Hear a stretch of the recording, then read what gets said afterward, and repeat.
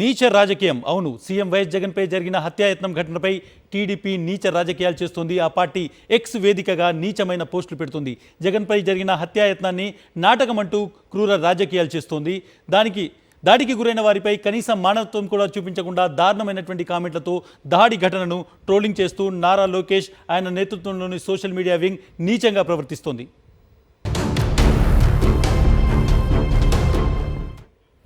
నారా లోకేష్ తన అధికారిక ఎక్స్ ఖాతాలో జగన్పై జరిగిన దాడిపై దారుణమైన వ్యాఖ్యలతో ఎక్స్లో పోస్ట్ చేశారు. తాడేపల్లి ప్యాలెస్ నుంచే ఆ రాయి వచ్చిందని ఆ పోస్ట్లో కామెంట్ చేశారు నారా లోకేష్. రైట్, మనం చూడొచ్చు చాలా స్పష్టంగా రాయి ఎక్కడి నుంచి వచ్చావు అనేటువంటి ఒక కామెంట్. నారా లోకేష్ ఎంత ఇన్సెన్సిటివ్గా ఉందో. నారా లోకేష్ సంబంధించినటువంటి ఈ ట్వీట్, ఇతను చంద్రబాబు నాయుడు కొడుకు, ఒక పార్టీకి సంబంధించినటువంటి ప్రధాన కార్యదర్శి అని చెప్పుకుంటారు. నారా లోకేష్ చేసినటువంటి ట్వీట్, ఒక ముఖ్యమంత్రి పైన దాడి జరిగితే, ఒక ముఖ్యమంత్రిపై దాడి జరిగి తీవ్రమైనటువంటి గాయమై రాష్ట్రం మొత్తం ఆందోళనలో ఉన్నటువంటి సమయంలో చేసినటువంటి ఒక కామెంట్. నారా లోకేష్ చేసినటువంటి కామెంట్ పై నెటిజన్లు మాత్రమే కాదు, సామాన్య జనంలోనూ తీవ్రమైనటువంటి ఆగ్రహం వ్యక్తమవుతోంది. కనీసం మానవత్వం చూపకుండా, కనీసం సానుభూతి చూపకుండా పూర్తిగా దాన్ని ఒక ట్రోల్ చేయడానికి, లేదంటే తనకున్నటువంటి అజ్ఞానాన్ని ప్రదర్శించడానికి నారా లోకేష్ ఇటువంటి ట్వీట్ చేశారంటూ అటు నెటిజన్లు, ఎట్ ద సేమ్ టైం ఆయన పార్టీలో ఉన్నటువంటి వాళ్ళే చాలామంది ఒక విధంగా అసహ్యించుకుంటున్నటువంటి వాతావరణం చూస్తున్నాం. నారా లోకేష్ చేసినటువంటి ట్వీట్పై తీవ్రమైనటువంటి ఒక ఆగ్రహం వ్యక్తం అవుతుంది. కేవలం నారా లోకేష్ మాత్రమే కాదు, జనసేన సైతం ఆ పార్టీ సేనాని సైకో వ్యక్తిత్వాన్ని ప్రదర్శించింది. ఆ పార్టీ అధ్యక్షుడు పవన్ కళ్యాణ్ సోదరుడు కొణిదెల నాగబాబు జగన్పై హత్యాయత్నం ఘటనను నాటకం అన్నట్లుగా చిత్రీకరించారు. చాలా పకడ్బందీగా ప్లాన్ చేసావు మైక్, అస్సలు స్క్రిప్టెడ్గా అనిపించలేదు అని కామెంట్ చేస్తూ తన ట్విట్టర్ ఎక్స్ అకౌంట్లో పోస్ట్ పెట్టారు. ఆ కామెంట్ కూడా మనం చూస్తున్నాం. నాగబాబు చేసినటువంటి కామెంట్ ఇది. నిన్న రాత్రి ఆయన కామెంట్ చేశారు, కానీ ఏం జరిగిందో, ఆయనకు భయం వేసిందో, లేదంటే ఆయన చేసినటువంటి తప్పు గురించి చాలామంది విమర్శించిన ఆ తర్వాత ఈ ట్వీట్ను ఆయన తొలగించడం జరిగింది. ఆయన అధికారికమైనటువంటి ఎక్స్ ఖాతా నుంచి వచ్చినటువంటి ట్వీట్. అంటే ఒక మనిషి ఇన్సెన్సిటివ్, చెప్తున్నాను, రాజకీయాల్లో విమర్శలు ఉంటాయి, రాజకీయాల్లో ప్రత్యర్థులు ఉంటారు, కానీ ఈ విధంగా ఒక మనిషి ప్రాణం తీయడానికి, హత్య చేయడానికి ప్రయత్నం చేసినటువంటి సమయంలో ఆయనను విమర్శిస్తూ దాన్ని నాటకం అంటూ చెప్పేటువంటి ఒక ప్రయత్నము ఎంత ఇన్సెన్సిటివ్. అంటే సున్నితత్వం అనేటువంటిది తెలియని వాళ్ళు, ఎక్కడ ఏ విధంగా ప్రవర్తించాలో తెలియని వాళ్ళు చేసినటువంటిది. ఆ తర్వాత ఎవరైతే మొత్తం నాగబాబు తన ట్వీట్ను డిలీట్ చేసి కొత్తగా ఒక ట్వీట్ చేశారు. ఆ ట్వీట్ ఏంటిదో మనం చూద్దాం. జగన్మోహన్ రెడ్డి గారి మీద జరిగినటువంటి దాడి అప్రజాస్వామికమైనటువంటి చర్య. జనసేన ప్రధాన కార్యదర్శిగా నేను ఈ దాడిని తీవ్రంగా ఖండిస్తున్నాను. రాజకీయాల్లో విమర్శ, ప్రతి విమర్శలు ఉండొచ్చు, కానీ ఇలా భౌతికంగా దాడి చేయడం హేయమైన చర్య, చట్టరీత్యా నేరం. పోలీసు వారు ఈ దాడికి పాల్పడిన దుండగులపై శిక్షించాలి అనేటువంటి ఒక ట్వీట్ ఆయన చేశారు. సో డెఫినెట్గా మనం చూడొచ్చు, ముందు చేసినటువంటి ట్వీట్పై చాలా ఆగ్రహం వచ్చింది. అటు జన సైనికుల నుంచి, చాలామంది ఎవరైతే పార్టీలో ఉన్నారో వాళ్ళ నుంచి కూడా తీవ్రమైనటువంటి వ్యతిరేకత వచ్చింది. ముఖ్యమంత్రిని వేలాది మంది జనం మధ్య హత్య చేసేటువంటి ఒక ప్రయత్నం జరిగింది. ఆయన పైన హత్యాయత్నం జరిగింది. ఒక ఎయిర్ గన్తో దాడి జరిగింది. ఆ తర్వాత జగన్మోహన్ రెడ్డికి ఫస్ట్ ఎయిడ్ చేశారు. ఆ తర్వాత ఆయనను హాస్పిటల్కి తీసుకెళ్లారు. అక్కడ కూడా ట్రీట్మెంట్ జరిగింది. ఇంత జరిగిన తర్వాత ఏ విధంగా ఒక పార్టీకి సంబంధించినటువంటి కీలకమైనటువంటి పదవుల్లో ఉన్న వాళ్ళు ఇంత నీచ రాజకీయాలు చేస్తున్నారు? వీళ్ళు ఇద్దరు మాత్రమే కాదు, చాలామంది ఇలాంటి తెలుగుదేశం పార్టీ, జనసేన నుంచి ఇటువంటి కామెంట్లు చేశారు. దీన్ని రాజకీయంగా ఉపయోగించుకునేటువంటి ప్రయత్నం చేశారు. సో డెఫినెట్గా దీని గురించి మనం చర్చిద్దాం. నాతో పాటు సతీష్ జన్ అవుతున్నారు. సతీష్, పూర్తిగా మనం ఇప్పటికే వైఎస్ఆర్సీపీకి సంబంధించినటువంటి ప్రెస్ మీట్ కూడా చూసాము. ఆ తర్వాత మనం ఒక ప్రధానమైనటువంటి ఒక విషయం ఉంది. ఈ మొత్తం విషయంలో ఏంటిదంటే, కేవలం ఒక ముఖ్యమంత్రిని డిఫేమ్ చేయాలి, ఆయనను పూర్తిగా డిమెంట్ చేయాలి, ఏ విధంగా ఆయన మీద విమర్శ చేయాలనేటువంటి ఉద్దేశం. ఆయన మీద హత్యాయత్నం జరుగుతుంది. ఎట్ ద సేమ్ టైం హత్యాయత్నం జరిగిన తర్వాత ప్రజలందరూ ఆందోళనలో ఉండి, నాయకులందరూ ఆయనను పరామర్శించేటువంటి టైంలో ఉన్నప్పుడు దీన్ని రాజకీయంగా వాడుకోవడం అనేటువంటిది ఒకటి. గుమ్మడికాయలు దొంగ ఎవరంటే భుజాలు తడుముకోవడం అనేటువంటిది ఒకటి. ఎందుకంటే ఇది పూర్తిగా అటు టీడీపీ చేసింది, టీడీపీ మొత్తం స్క్రిప్టింగ్ అనేటువంటిది టీడీపీ చేసింది, ఏ విధంగా దాడి చేయాలనేది పథకం టీడీపీ చేసింది అనేటువంటి విమర్శలు వస్తున్న నేపథ్యంలో ఇది డ్రామా అనేటువంటిది ఒకటి క్రియేట్ చేయడం అనేటువంటి దాన్ని ఎట్లా చూడాలి? రాజకీయంగా ఎటువంటి చర్చ జరుగుతుంది? ఆంధ్రప్రదేశ్ ముఖ్యమంత్రి వైఎస్ జగన్మోహన్ రెడ్డి పైన నిన్న దాడి జరిగిన తర్వాత నుండి కొద్దిసేపటి, అంటే 1-2 గంటల తర్వాత తెలుగుదేశం పార్టీ నాయకులు అనుసరిస్తున్నటువంటి వైఖరి కానీ, చేస్తున్నటువంటి కామెంట్లు, ఒకవైపు ప్రెస్ మీట్ల ద్వారా, మరొక వైపు ఎక్స్ ఖాతా ద్వారా, ముఖ్యంగా సోషల్ మీడియా వేదికగా ఈ అంశాన్ని మొత్తాన్ని కూడా దీన్ని ఒక ట్రోల్ చేసేందుకు వినియోగించేటువంటి ప్రయత్నం నీచమైనటువంటి రాజకీయానికి, వికృతమైనటువంటి పోకడలకు తెగబడిందనే మనం చెప్పొచ్చు. సాక్షాత్తు తెలుగుదేశం పార్టీ అధ్యక్షుడు కుమారుడు నారా లోకేష్, జాతీయ ప్రధాన కార్యదర్శి నారా లోకేష్ చేసినటువంటి ట్వీట్ దగ్గర నుండి ఆంధ్రప్రదేశ్ టీడీపీ అధ్యక్షుడు అచ్చెన్నాయుడు, మాజీ మంత్రి సోమిరెడ్డి చంద్రమోహన్ రెడ్డి, వర్ల రామయ్య, మాజీ ఎమ్మెల్యే వంగలపూడి అనిత, ఇలా తెలుగుదేశం పార్టీ నాయకులంతా కూడా తమ ఆ సామాజిక ఆ మాధ్యమాల ద్వారా, అటు ఆ ఎక్స్ ఖాతా ద్వారా కానీ మరొక వైపు ప్రెస్ నోట్ల ద్వారా ఈ ఘటనని ఇది ఒక డ్రామాగా చిత్రీకరించేటువంటి ప్రయత్నం చేయడం అనేది. ఒకవైపు సాక్షాత్తు భారతదేశ ప్రధానమంత్రి నరేంద్ర మోడీ దగ్గర నుండి ఇతర రాష్ట్రాలకు సంబంధించిన ముఖ్యమంత్రులు మమతా బెనర్జీ, స్టాలిన్ వరకు కూడా అందరూ కూడా దేశవ్యాప్తంగా ఈ ఘటనని ఖండించడం, ప్రజాస్వామ్యంలో ఇటువంటి పోకడల్ని ఎవరు కూడా ఆహ్వానించకూడదన్న ఒక అభిప్రాయం వ్యక్తం చేస్తుంటే దానికి పూర్తి విరుద్ధంగా, పూర్తిగా వికృతమైనటువంటి మనస్తత్వంతో ఏదైతే ఆ తెలుగుదేశం పార్టీకి సంబంధించినటువంటి నారా లోకేష్ దగ్గర నుండి దీన్ని మొదలుపెట్టారు, అక్కడి నుండి నారా లోకేష్ ఇచ్చినటువంటి లైన్లోనే మొత్తం తెలుగుదేశం పార్టీకి సంబంధించినటువంటి ఇతర నాయకులు కానీ సోషల్ మీడియా యాక్టివిస్టులు అంతా కూడా దీన్ని ఒక డ్రామాగా చిత్రీకరించేటువంటి ప్రయత్నం చేస్తున్నారు. కానీ ఇక్కడ ప్రతిస్పందన అంతే స్థాయిలో కనిపిస్తుంది. వైఎస్ఆర్ కాంగ్రెస్ పార్టీ నెటిజన్లలో కానీ సామాన్యులు కానీ వైఎస్ఆర్ కాంగ్రెస్ పార్టీ శ్రేణులు కానీ కూడా అసలు ఇటువంటి నీచ రాజకీయాలు డ్రామాలు చేసేది చరిత్ర తెలుగుదేశం పార్టీకి ఉంది అని గతంలో అలిపిరి ఘటన జరిగినప్పుడు జరిగిన సందర్భాన్ని గుర్తు చేస్తా ఉన్నారు వైఎస్ఆర్ కాంగ్రెస్ పార్టీ నాయకులు. చంద్రబాబుకి అలిపిరిలో ఘటన జరిగినప్పుడు ఏ విధంగా ఒక చేతికి దెబ్బ తగిలితే ఇంకో చేతికి కట్టుకున్నారో అటువంటి సందర్భాలను కూడా ప్రశ్నిస్తూ గుర్తు చేస్తున్నట్టు పరిస్థితుంది. ఇస్మాయిల్, సతీష్, ఒక ప్రధానమైనటువంటి విషయము, జగన్మోహన్ రెడ్డి వేల జనాల మధ్యలో ఉన్నారు, బస్సు మీద ఉన్నారు, ఒక రాయి డైరెక్ట్గా ఆయన తలకు వచ్చి తాకినటువంటి దృశ్యము వీడియో రికార్డ్ అయింది. ఆయన కణత మీద, ఆయన కనుబొమ్మ మీద ఒక తీవ్రమైనటువంటి గాయమైంది. ఆ తర్వాత రక్తస్రావం జరిగింది. ఆయనకు ట్రీట్మెంట్ ఇచ్చారు, ఆసుపత్రికి తీసుకెళ్లారు, బ్యాండేజ్ అయింది, తర్వాత టెస్టులు చేశారు. చాలా స్పష్టంగా ఇంతకుముందు సజ్జల రామకృష్ణారెడ్డి తన ప్రెస్ మీట్లో కూడా చెప్పారు, ఎవరైనా అన్నం తినే వాళ్ళు ఎవరైనా కానీ దీన్ని డ్రామా అంటారు. ఎందుకంటే ఒక మనిషి తన మీద రాయి వేసుకొని ప్రాణాన్ని పోగొట్టుకునేంత తీవ్రమైనటువంటి ప్రమాదం చేసుకునేటువంటి ఎక్కడైనా ఉంటుందా? ఇటువంటిది డ్రామా చేయగలరు అంటే కనీసం డ్రామా అని చెప్పడానికి ఎవరైనా ఒకవేళ నిరాహార దీక్ష కూర్చున్నా, లేదంటే ఇంకేదైనా ధర్నా చేసినా అట్లాంటి వాటిని ఏమన్నా నాన్నగానే ఉంటుంది. కానీ ప్రాణం పోయే స్థితిలో ఉండి ఒక నాయకుడి మీద హత్యాయత్నం జరిగితే కనీసం దేన్ని ఏ విధంగా చెప్పాలి అనేటువంటిది కూడా ఇంత ఇన్సెన్సిటివ్గా ఏ విధంగా ఉంటారు అసలు నాయకులు? ఖచ్చితంగా తెలుగుదేశం పార్టీ నాయకత్వం మాత్రం ఈ విధంగా ఉంటుంది. మనం చూడొచ్చు భారతదేశంలో ఇతర ఏ రాజకీయ పార్టీలకి ఇటువంటి అవలక్షణం కానీ, ఇటువంటి దుర్లక్షణాలు కానీ, ఇంత అమానవీయమైనటువంటి వ్యక్తిత్వం కానీ ఉండేటువంటి పరిస్థితి ఉండదు. ఎందుకంటే నిన్న దాడి జరిగిన తర్వాత యావత్ సమాజం కూడా ఖండించింది. ఎందుకంటే ఒక ముఖ్యమంత్రి పైన జరిగినటువంటి దాడి కంటికి కానీ కొంచెం ఒక్క ఇంచు తగ్గి కంటి మీద జరుగుంటే ఎటువంటి నష్టం జరిగేదో అందరికీ తెలుసు. అంతేకాకుండా రక్తస్రావం జరిగింది. ముఖ్యమంత్రితో పాటుగా పక్కనే ఉన్నటువంటి వైఎస్ఆర్ కాంగ్రెస్ పార్టీ ఎమ్మెల్యే వెల్లంపల్లి శ్రీనివాస్ కూడా కంటికి గాయమైంది. గాయాలు కళ్ళ ముందు అలా కనిపిస్తూ ఉన్నాయి. జరుగుతున్నటువంటి పరిస్థితి ఉన్నా సరే కేవలం ఒక వికృత పోకడలతో ఉన్నటువంటి తెలుగుదేశం పార్టీ, ఎందుకంటే ఇక్కడ డ్రామాలు చేసిన వాళ్ళకి ప్రతిది కూడా పచ్చకామెరల వాడికి లోకమంతా పచ్చగా కనిపిస్తుందని ఒక సామెత ఆంధ్రప్రదేశ్లో బాగా పాపులర్గా ఉంటుంది. సో ప్రతి అంశాన్ని కూడా డ్రామాగా చేయడం అలవాటైపోయింది. ఎందుకంటే చంద్రబాబు గతంలో ఆ పార్టీకి సంబంధించిన నెటిజన్లు ఈ అంశాన్ని కూడా గుర్తు చేస్తున్నారు. చంద్రబాబు గతంలో కొద్ది రోజుల కింద ఇదే కృష్ణా జిల్లాలో నందిగామలో నా పైన రాయి పడిందంటే ఒక రాయి చూపిస్తారు. వాస్తవానికి అది చంద్రబాబుకి ఎక్కడ కూడా ఇప్పటి వరకు ఎక్కడ దెబ్బ తగిలింది లేదు, గాయమైంది లేదు. కానీ ఇక్కడ అది మాత్రం సీరియస్నెస్ అనే ప్రచారం చేసుకుంటారు. ఇక్కడ స్వయంగా ముఖ్యమంత్రి వైఎస్ జగన్మోహన్ రెడ్డి పైన చాలా క్లియర్గా కనిపిస్తుంది. వైద్యులు పరీక్షలు చేశారు, ప్రభుత్వ వైద్యులే పరీక్షలు చేశారు, గాయం తీవ్రత ఎలా ఉందో చూశారు. దాంతోపాటుగా కళ్ళ ముందు కనిపిస్తుంది రక్తస్రావం జరిగింది.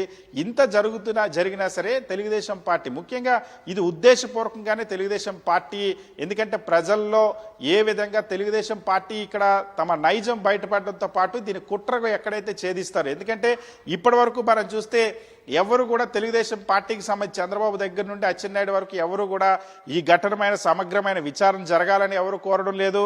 ఇందులో దోషులకి శిక్ష పడాలని కూడా ఎవరు కోరడం లేదు. తెలుగుదేశం పార్టీ నుండి దీని వెనకున్న కుట్రను ఛేదించాలని కూడా ఎవరు కోరడం లేదు. కేవలం దీన్ని రాజకీయ అంశంగా మార్చి దీన్ని తప్పుడు ప్రచారం చేయడమే దృష్టి పెడతారు. సో ఇక్కడే అర్థమవుతుంది, ఎందుకంటే ఇది తెలుగుదేశం పార్టీ దీని వెనక ఉందన్న ఒక అభిప్రాయం ఇప్పటికే వైఎస్ఆర్ కాంగ్రెస్ పార్టీ వ్యక్తం చేస్తుంది. దానికి మరింత బలపరిచేలాగే ఇటువంటి ప్రచారం కూడా జరుగుతుందని ఈ ప్రచారం చేస్తున్న విషయం అయితే అర్థమవుతుంది. ఎందుకంటే తెలుగుదేశం పార్టీ అనేక సందర్భాలు గతంలో కూడా బెయిల్ సందర్భాల్లో చంద్రబాబు జైలుకి వెళ్ళినప్పుడు బెయిల్ సందర్భాలు ఏ విధంగా డ్రామాలు ఆడారో, అచ్చెన్నాయుడు జైలుకి వెళ్ళేటప్పుడు ఫైల్స్ పేరుతో ఏ విధంగా డ్రామాలు ఆడారో అన్న విషయాన్ని కూడా ప్రతి ఒక్కరు కూడా నెటిజన్లు కూడా కౌంటర్ ఇస్తున్నటువంటి పరిస్థితి. కానీ అసలు రాజకీయ పార్టీగా ఒక స్వభావం ఉండాలి.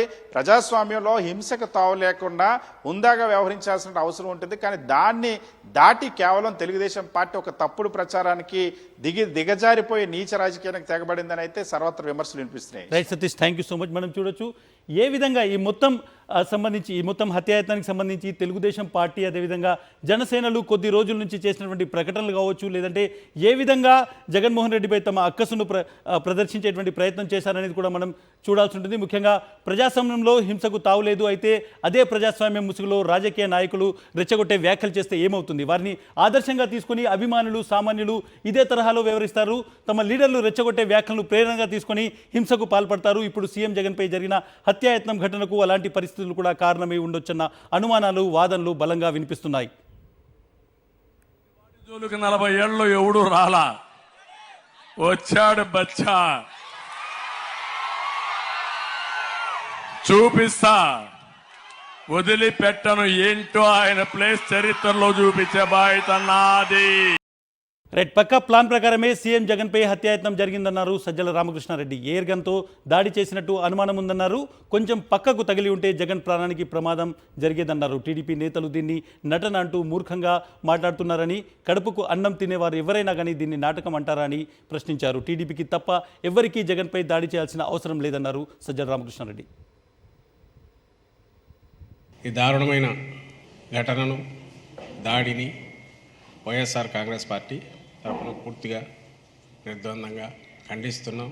ఇది ప్రజాస్వామ్యంలో ప్రజలలో మమేకమై తిరగడం ఒక ప్రధాన లక్షణం అయితే ఏ పార్టీ అయినా, పార్టీ నాయకులైనా దానికి ధీటుగా నిలబడలేని పిరికి పందలు చేసే చర్యగా పార్టీ పరిగణిస్తుంది. మీరు గమనిస్తే గాయం లోతుగా తగిలింది, కుట్లు పడ్డాయి. తర్వాత ఇమ్మీడియట్ కాకుండా తర్వాత ఇదంతా స్వెల్ అయింది. డాక్టర్లు కూడా అదే చెప్పారు, కన్నుపాటు. నేను ప్రధానంగా ఇప్పుడు చూస్తున్నది ఏంటంటే ఆ రాయి అనుకుంటున్నది ఏదైతే ఉందో అది కూడా దొరకలేదు. అది వచ్చి తగిలిన పార్ట్ చూస్తే అక్కడ నుంచి 1 ఇంచు కిందికి వచ్చింటే కంటికి పూర్తి కనుచూపు పోయేది, కన్ను దెబ్బతినేది, కన్ను పోయే అవకాశం ఉండేది, ప్రమాదం ఉండేది. అలా కాక ఇంకొంచెం ఆయనకైనా స్ట్రైట్ చూస్తుండి ఇక్కడ తగలకుండా ఇక్కడ తగిలింటే ప్రాణానికే ప్రమాదం అయ్యేది. కింద నుంచి ఎవరో విసిరితే దాని ట్రాజెక్టరీ పైకి వచ్చి బస్సు మీద పడిపోతుంది. అక్కడికి వచ్చేసరికి ఫోర్స్ ఉండదు. ఇది ఎవరైనా చిన్నపిల్లల్ని అడిగినా చెప్తారు. కొంచెం ఫిజిక్స్ గురించి అవగాహన ఉండని చెప్తారు, లేదా కామన్ సెన్స్తో పల్లెటూరులో చదువురాని వాళ్ళైనా చెప్తారు. బలంగా ఏదో ఒకదాన్ని ప్రయోగించి ఉండాలి. అది క్యాటపుల్ట్ లాంటిది అయ్యుండొచ్చు, లేదా ఎయిర్ గన్ లాంటిది అయ్యుండొచ్చు. క్యాటపుల్ట్తో అయినా సరే ఒక 20 అడుగులో 30 అడుగుల దూరం నుంచి వస్తే ఒకరికి తగిలిన తర్వాత మళ్ళీ అంత ఫోర్స్తో ఇంకొకరికి తగిలుతుందా అనేది అది ఒక అనుమానించాల్సిన విషయం అది. సో ఏదైనా బలమైన దీన్ని అంటే బాగా పవర్ఫుల్గా ఎజెక్ట్ చేయగలిగిన దాన్ని ఉపయోగించి ఎయిర్ గన్ లాంటిదో ఇంకొకటో దీన్ని ప్రయోగించారేమో అని అనిపిస్తుంది. ఆఖరకు ఇదంతా ఒక నటన అని చెప్పి ఈరోజు మార్నింగ్కు తేల్చినారు టీడీపీ నాయకులంతా. బహుశా ఇది కూడా మీరందరూ గమనిస్తూ ఉంటారు, గమనించి ఉంటారని అనుకుంటున్నాను. ప్రజలందరూ కూడా గమనిస్తున్నారు.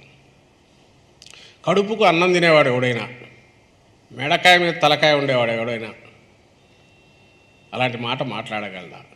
ఎవడైనా సెన్సిటివ్ పార్ట్ మీద ఇక్కడ కొంచెం కిందికి పోతే కన్ను పోయే ప్రమాదం, ఆయన తల తిప్పకపోతే ప్రాణానికే ప్రమాదం ఉన్న అలాంటి ఇది ప్లాంట్గా చేయించుకుంటారా?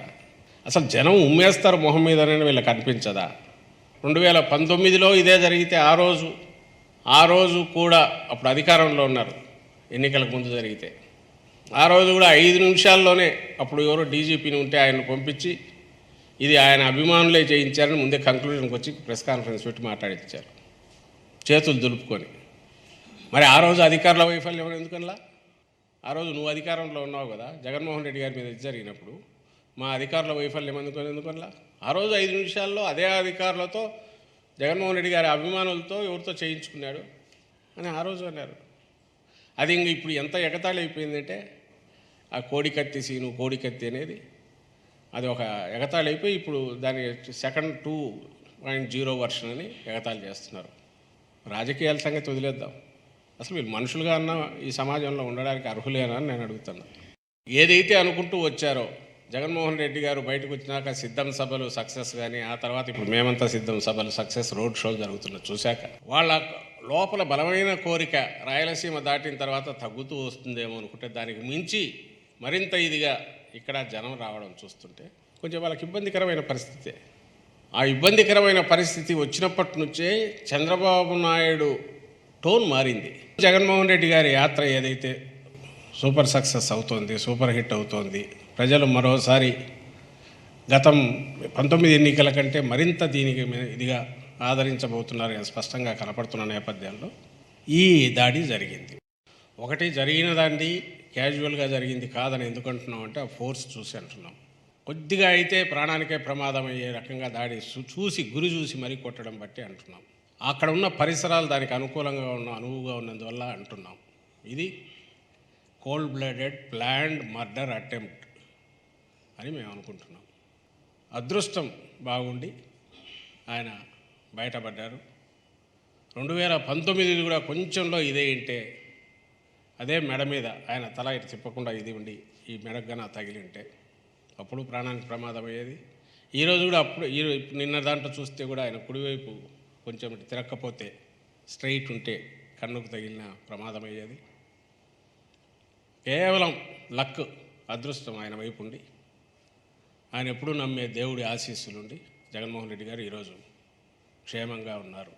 సక్సెస్ఫుల్గా యాత్ర జరుగుతోంది. ఇలాంటివి చేయడం వల్ల ఆయన హెజిటేట్ చేసి లోపల ఉంటారు, బస్సులో కూర్చుంటారనన్నా ఉండాలి, జనంలోకి రాకుండా ఆపగలమనన్నా ఉండాలి.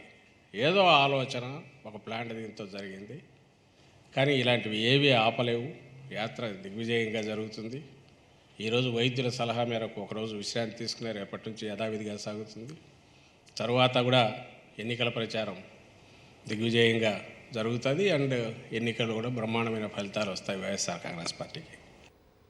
రైట్. ముఖ్యమంత్రి మీద జరిగినటువంటి హత్యాయత్నం, ఆ తర్వాత టీడీపీ చేస్తున్నటువంటి నీచ రాజకీయాల మీద ఆ పార్టీకి సంబంధించి సజ్జల రామకృష్ణారెడ్డి మాట్లాడారు. చాలా విషయాలని చెప్పారు. ఇదే అంశంపై మాట్లాడడానికి నాతో పాటు మా రిపోర్టర్ రవీందర్ సిద్ధంగా ఉన్నారు. ఎక్కడైతే జగన్మోహన్ రెడ్డి బస ఏర్పాటు చేశారో ఆ ప్రాంతంలో ఉన్నారు. రవీందర్, చెప్పండి, నిన్నటి నుంచి జరుగుతున్నటువంటి ఈ ఘటనలు చూస్తుంటే ముఖ్యంగా దాడి చేయడము, హత్య చేసేటువంటి ఒక ప్రయత్నం చేయడము, ఆ తర్వాత దాన్ని రాజకీయంగా ట్విస్ట్ చేసేటువంటి ఒక ప్రయత్నం అనేటువంటిది తెలుగుదేశం పార్టీ నుంచి జరుగుతుంది. ఈరోజు వైఎస్ఆర్సీపీ చాలా చోట్ల దీనికి సంబంధించి రియాక్షన్స్ వచ్చాయి. పార్టీ నుంచి ముఖ్యంగా యాత్రకు సంబంధించి ఎటువంటి అప్డేట్స్ ఉన్నాయి? పార్టీ నుంచి ఏదన్నా ఇంకా కార్యాచరణ ఉండబోతుందా? పార్టీ నుంచి దీన్ని ఎలక్షన్ కమిషన్ కంప్లైంట్ ఇటువంటి అంశాలు ఉండబోతున్నాయి. ఏం డీటెయిల్స్ ఉన్నాయి మీ దగ్గర?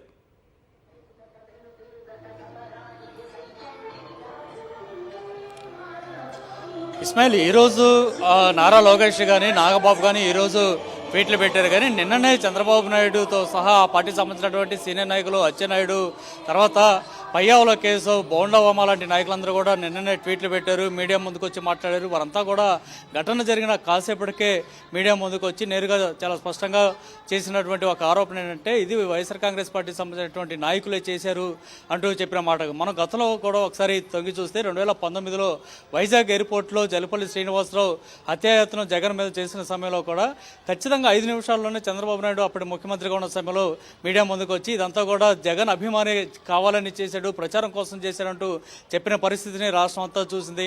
ఆ తర్వాత డీజీపీ అప్పట్లో ఉన్నటువంటి ఏపీ వెంకటేశ్వరరావు కూడా ఇదే విధంగా ఆయన వ్యాఖ్యలు చేసిన వైనాన్ని కూడా మనం చూస్తాం. కనీసం ఎంక్వైరీ కూడా జరగలేదు, ప్రాథమిక విచారణ జరగకముందే నేరుగా వీరే విచారణ కూడా జరిపేసినట్టుగా చేసినటువంటి వ్యాఖ్యలు అప్పట్లో ఎంత దుమారం రేపై చూస్తూనే ఉన్నాం. అంటే మనుషుల ప్రాణాలకు సంబంధించి అత్యంత హేయంగా మాట్లాడటం, ఎగతాళి చేయడం లాంటి కార్యక్రమాలు ఇప్పుడే కాదు గత నుంచి చంద్రబాబు నాయుడు చేస్తున్నారు. అంతకుముందు ఒకసారి వెనక్కి వెళ్తే కనుక అప్పట్లో రాళ్ల దాడికి సంబంధించి కానీ అట్లాగే చెప్పు చెప్పుల దాడి కానీ ఎన్టీఆర్ మీద చేసిన వైనాన్ని ఇప్పుడు ఉన్నటువంటి సీనియర్ నాయకులు సీనియర్ సిటిజన్స్ అందరూ కూడా గుర్తు చేసిన పరిస్థితి కనిపిస్తుంది. తర్వాత వంగవీటి రంగాన్ని విజయవాడలో దారుణంగా హత్య చేసిన వైనం కానీ రాజశేఖర రెడ్డి మీద గతంలో విజయవాడలోనే రాళ్ల దాడులు చేసినటువంటి వైనాన్ని కూడా జనం గుర్తు చేసుకున్నారు. అంతకుముందు అదే 2019లో అమిత్ షా తిరుపతి వచ్చినప్పుడు రాళ్ల దాడి చేసినటువంటి వైనం కూడా ఇదంతా కూడా మనం చూస్తున్నాం. ఇప్పుడు కొద్దిసేపు క్రితం మీరు టెలికాస్ట్ చేసినటువంటి ఒక వీడియోలో కూడా ప్రజాకాలం సందర్భంగా చంద్రబాబు నాయుడు చెప్పారు, ఒక దున్నపోతులాగా అంటూ సంబోధిస్తూ ముఖ్యమంత్రిని సంబోధించడమే కాకుండా ఆయన మీద రాళ్ల దాడి చేయాలంటూ పిలుపునిచ్చిన పరిస్థితి.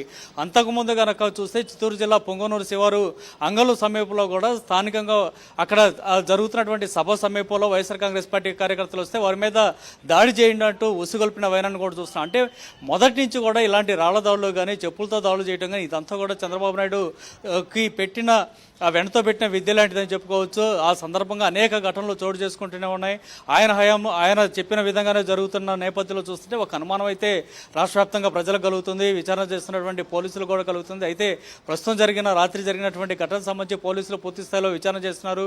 ఇప్పటికే 6 ప్రత్యేక బృందాలను కూడా ఏర్పాటు చేసి పూర్తి స్థాయిలో విచారణ చేస్తున్న పరిస్థితి.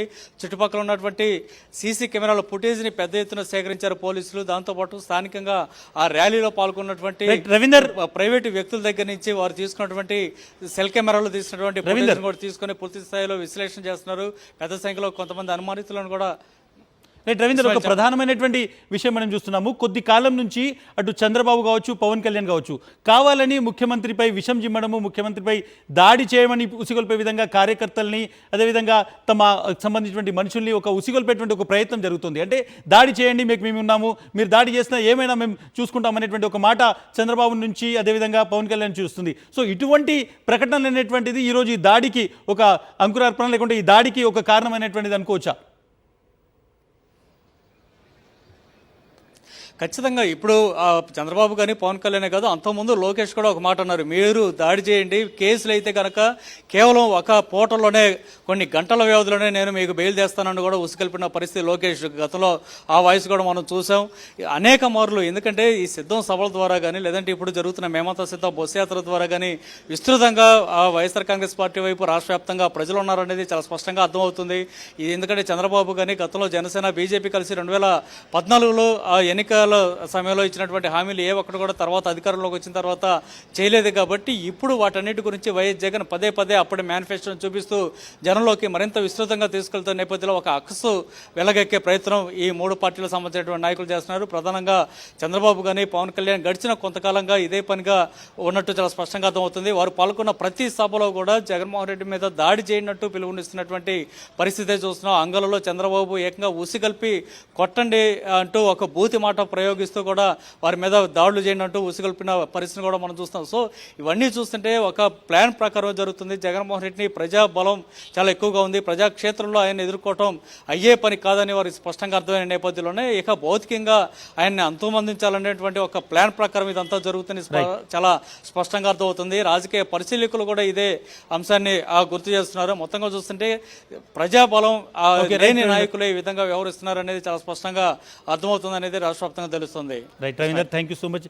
ఏ విధంగా ఒక హత్య చేసేటువంటి ఒక ప్రయత్నము, ఎట్ ద సేమ్ టైం దానికి కుట్ర చేయడము, ఆ తరువాత ఇది డ్రామా అనేటువంటిది ఒక కొత్తగా క్రియేట్ చేసేటువంటి ఒక ప్రయత్నం అనేటువంటిది తెలుగుదేశం పార్టీ నుంచి ఏ విధంగా జరుగుతుందో మనం చూస్తున్నాం. వైఎస్ఆర్సీపీ ఇప్పటికే అన్ని చోట్ల కూడా దీనికి సంబంధించి నిరసనలు వ్యక్తం చేస్తుంది. నిన్న జరిగినటువంటి ఘటనపైన, ముఖ్యంగా సీఎం జగన్పై హత్యాయత్నం ఘటనపై సింగ్ నగర్ పోలీసులకు వైఎస్ఆర్సీపీ ఎమ్మెల్యే వెల్లంపల్లి శ్రీనివాస్ ఫిర్యాదు చేశారు. కేసు నమోదు చేసినటువంటి పోలీసులు ప్రత్యేక బృందాలతో దర్యాప్తు చేస్తున్నారు. ఇప్పటికే పలుమార్లు ఘటనా స్థలంలో ఆధారాలు సేకరించారు. అదేవిధంగా ఘటనపై ప్రత్యేక బృందాలతో లోతుగా దర్యాప్తు చేస్తున్నారు. అగంతకుడి కోసం పోలీసులు గాలిస్తున్నారు. పక్కా ప్లాన్ ప్రకారం దాడికి పాల్పడినట్లు ప్రాథమిక నిర్ధారణకు వచ్చారు పోలీసులు. అదేవిధంగా క్లూస్ టీమ్, సీసీటీవీ ఫుటేజ్ ఆధారంగా దర్యాప్తు ముమ్మరం చేశారు. ఏసీపీ స్థాయి అధికారులతో 6 ప్రత్యేక బృందాలు ఏర్పాటు చేశారు. విజయవాడ సిపి రాణా అదేవిధంగా టాస్క్ ఫోర్స్ ఆధ్వర్యంలో దర్యాప్తు కొనసాగుతోంది. దీనికి సంబంధించిన మొత్తం సమాచారం అందించడానికి నాతో పాటు అమర్ సతీష్ ఉన్నారు. అమర్ సతీష్, ఎటువంటి సమాచారం ఉంది? పోలీసులకు ఎటువంటి ఫిర్యాదు ఇచ్చారు? పోలీసులు ఎటువంటి ఇన్వెస్టిగేషన్ కొనసాగిస్తున్నారు?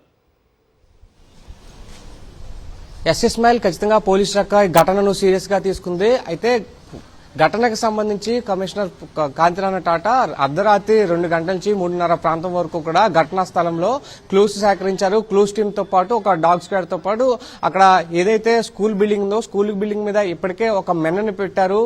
సీఎం వెళ్లేటువంటి ప్రతి మార్గం గుండా కూడా ప్రతి బిల్డింగ్స్ పై కూడా మాక్సిమం 5-6 బిల్డింగ్లకు ఒక చోట పోలీసు పికెట్ ని కూడా ఏర్పాటు చేశారు. అయితే స్కూల్ పై కూడా పోలీస్ మ్యాన్ ఉండడంతో స్కూల్ పైకి ఎవరు కూడా ఆగంతకులు వెళ్లలేదని ప్రాథమికంగా నిర్ధారించుకున్నారు. స్కూల్ కు అట్లాగే గంగనమ్మ గుడి ఏదైతే ఉందో ఆ 2 బిల్డింగ్స్ మధ్య 2 కట్టడాలకు మధ్య ఉన్నటువంటి చెట్ల పొదల్లో ఉండి ఆగంతకుడు దాడి చేసినట్టు కూడా ప్రాథమికంగా గుర్తించారు. అయితే సీఎం జగన్ పై జరిగినటువంటి హత్యాయత్నానికి సంబంధించి మాత్రం ఇప్పటికే వెల్లంపల్లి శ్రీనివాస్ ఎవరైతే మాజీ మంత్రి ప్రస్తుతం ఎమ్మెల్యే వెల్లంపల్లి శ్రీనివాస్ అజిత్ సింగ్ నగర్ పోలీసులకు ఫిర్యాదు చేశారు. అయితే అజిత్ సింగ్ నగర్ పోలీసులు ఆ కేసుకు సంబంధించి ప్రస్తుతం అజిత్ సింగ్ నగర్ పోలీస్ స్టేషన్ బయట మనం ఉన్నాము. డీసీపీ హరికృష్ణ కూడా అజిత్ సింగ్ నగర్ పోలీస్ స్టేషన్ కు చేరుకుని ఇక్కడ నుంచి కేసును క్లోజ్ మానిటరింగ్ చేస్తున్నారు.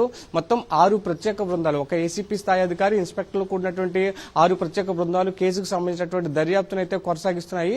ఈ క్లూస్ టీమ్ సేకరించినటువంటి ఆధారాలతో పాటుగా ఆ ఎయిర్ గన్స్ విజయవాడ నగరంలో ఎవరి దగ్గర ఉన్నాయి, ఎక్కడెక్కడ కొనుగోలు చేస్తున్నారు, ఈ అమ్మకాలు ఎలా ఉన్నాయి, ఎవరు వినియోగిస్తున్నారు, ఏదైనా జంతువుల వేటకు ఉపయోగిస్తున్నారా, ఏదైనా సుపారీ గ్యాంగ్ సంబంధించి ఈ ఆయుధాలను ఏదైనా సరఫరా చేస్తున్నారా, లావాదేవీలు జరుపుతున్నారా అన్న కోణంలో లోతుగా దర్యాప్తు చేయడంతో పాటుగా టెక్నికల్ ఎవిడెన్స్ కూడా కలెక్ట్ చేస్తున్నారు. సింగనగర్ సంబంధించి గత 2-3 రోజులుగా ఉన్నటువంటి సీసీ కెమెరాలను పూర్తిగా చూస్తున్నారు. అలాగే నిన్న సీఎం రావడానికి ముందు జరిగినటువంటి రైట్ సతీష్, ఏదైనా ఆధారం దొరికిందా? ముఖ్యంగా ఈ అటాక్ దేని ద్వారా జరిగింది? అంటే ఎయిర్ గన్ ద్వారా అటాక్ జరిగిందా? అట్ ద సేమ్ టైం ఒక్కరు పాల్గొన్నారా, ఒకరికంటే ఎక్కువ మంది పాల్గొన్నారా? సీసీటీవీ ఫుటేజ్లో ఏమైనా ఆధారం దొరికిందా? ఇప్పటివరకు పోలీసుల చేతికి ఏదైనా ఆధారం కావచ్చు, ఏదైనా కీలకమైనటువంటిది ఏదైనా సాక్ష్యం లాంటిది దొరికిందా?